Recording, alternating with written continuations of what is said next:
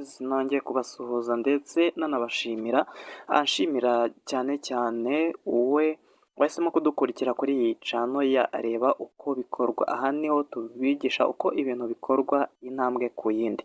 Ndagushimiye rero wowe udasiba kutwereka ko udukurikirana umunsi ku munsi, nta n'ikaze we mushya ugeze kuri iyi channel bwa mbere, kuko uruha agaciro. Niba utarakanda subscribe, kanda aho handitse subscribe, ufungure n'inzogera kugira ngo ibiganiro tugenda tubagezaho umunsi ku munsi uzajye uhita ubibona mu ba mbere. So twari tumaze igihe tudakora bitewe n'impamvu runaka, ariko turagarutse.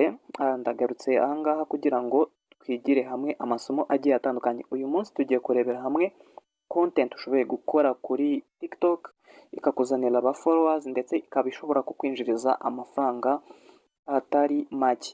Benshi baba bazi ko TikTok idahemba, ariko mu